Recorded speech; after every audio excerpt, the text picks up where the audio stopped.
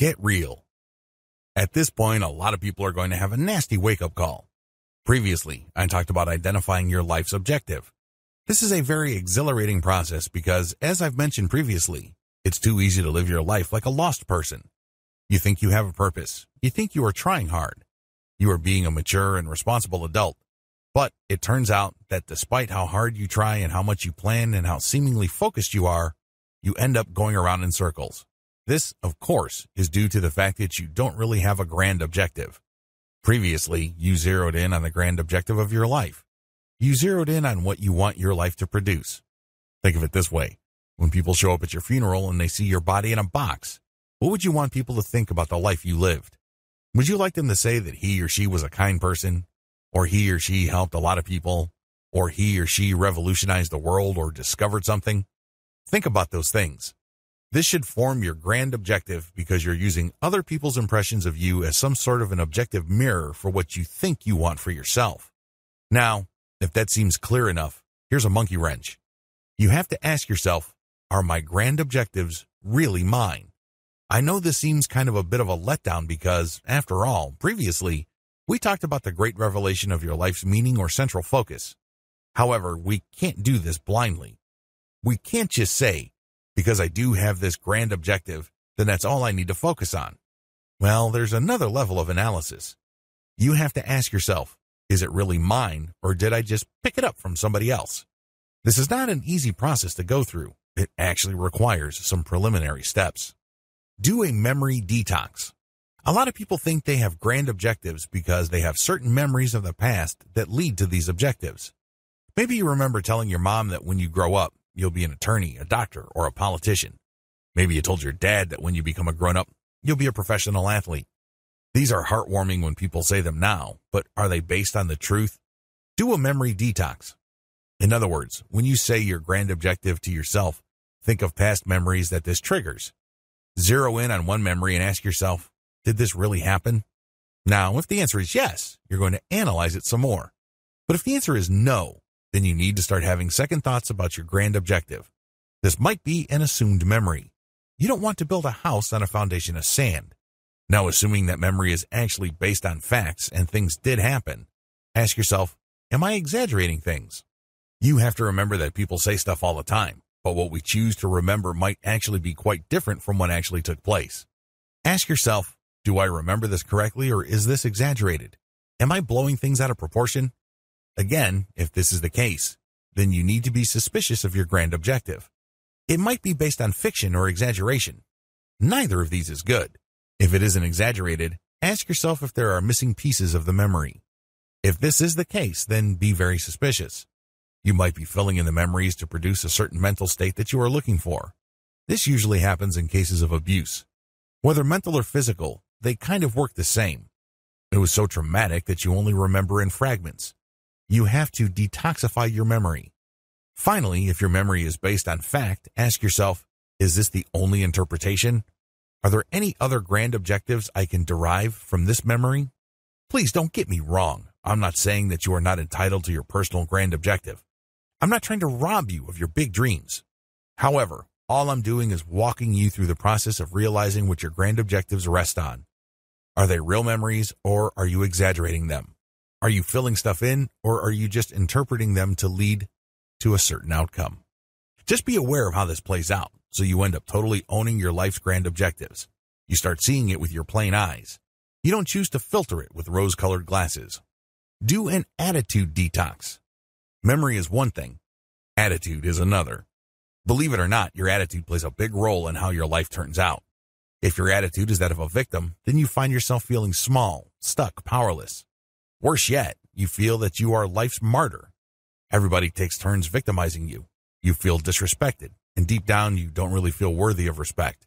The worst part of all this is you feel like some sort of victim. It's too easy to excuse yourself to be really harsh or even cruel to other people. After all, if you're hurting so badly, it's too easy to get numb to the pain so that you lose sight of the pain you, yourself, dish out. Try to explain your attitude to yourself. Given what's happening in your life, are there any other ways to interpret what's going on? For example, if you think your job is a daily humiliation where you clock in, spend 8 hours, and then clock out, ask yourself, is this the only way to look at this situation? My job does give me a paycheck. I do hang around with interesting people. I do get to use my muscles or my brain for work. Obviously, it's interesting enough, otherwise I would have quit a long time ago. Ask yourself, is the way I'm looking at this part of my life the most optimal one? This is really an indirect way of asking yourself, what is my attitude? The problem with attitude is sometimes they're like sunglasses that we put on and we forget that we have them on. Everywhere you turn seems like everything is a little dark. But it turns out things look that way because you have your mindset sunglasses on. Your attitude works the same way. You might think that you're just perceiving your reality or living your life and everything is objectively neutral. No, they're not. Everything you perceive from the outside world is filtered through the prism or lens of your attitude. Believe it or not, if you change your attitude, the world's appearance and your perception of your world starts to change.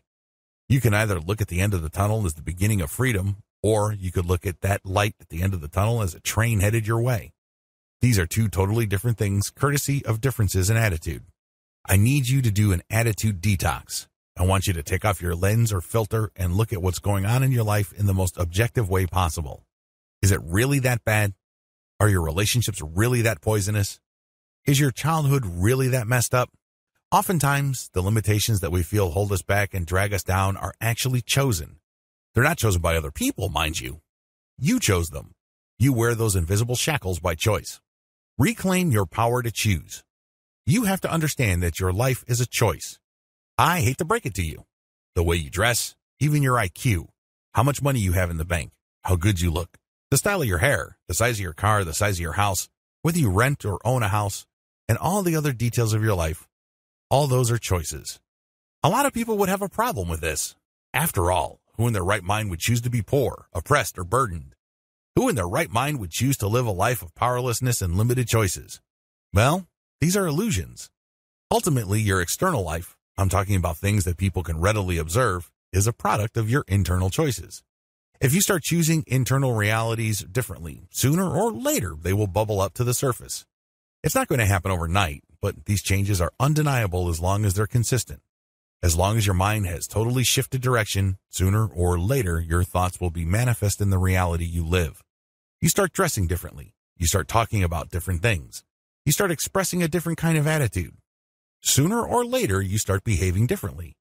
As I keep saying throughout all my trainings, the world doesn't care about your feelings. It really doesn't care at all about your emotions.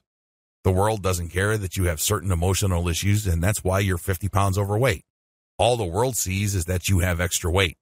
The world doesn't know nor care that you are scared of certain things, and that's why you have the job that you have, and it pays very little. All it sees is a person making very little money. That's why it's really important to reclaim your power to choose, because ultimately, if you want your life to change and produce certain outcomes, these will all flow from your internal choices. This is why it's really important to make those internal choices. There are only really 3 questions that you need to wrap your mind around. What are your ideals? What are your values? Does everything line up? Only you can answer these questions. Everybody is different. Some people are content with a few bucks and food on the table. Other people want to travel. They want to learn all they can learn. They want to experience the very best that life has to offer. Others like challenges. They like adventure. They like to discover new worlds. Again, everybody is different. But what's important is that you are mindful of what you want for yourself. What's important is that you have a clear idea of what your purpose is. Unfortunately, when you think that you have a grand objective, chances are you picked this up somewhere. It's not unusual for children to live the lives of their parents. It's not unusual for children to inherit the conflicts and frustrated ambitions of their parents. I'm telling you, life is too short for that. You shouldn't live your life for your parents. You should live your life for yourself. They had their chance. Let that go. Focus on what makes sense to you. This is your purpose. You have all these deadlines and big projects that need to be completed. Unfortunately, the more you complete them, the thicker the fog. Eventually, it starts to dawn on you that what you're doing is pointless. It doesn't matter how mission critical a project is. It doesn't matter how much money you will make with a project. You still end up in the same place. When you live with purpose, all this fog clears up and you see that straight line to where you'd like to go. Similarly, purpose flows from integrity. Integrity is one word you don't hear much nowadays. Usually when people use the word integrity, they often talk about the ability to tell the truth. They talk about living life with character. Well, that's important in everything. I use the word integrity in a very limited sense. When you live with integrity, you focus like a laser on the outcomes you would like for your life and you act accordingly. Everything you do leads to that outcome. That is a life of integrity because your actions line up with your ideals, your values, and your grand objectives. Believe it or not, living life with integrity and prizing integrity leads to a real life. You feel like your actions have consequences. You feel that every moment that you waste chasing your tail has a consequence, and just like having some sort of personal GPS, you keep getting redirected to where you need to go.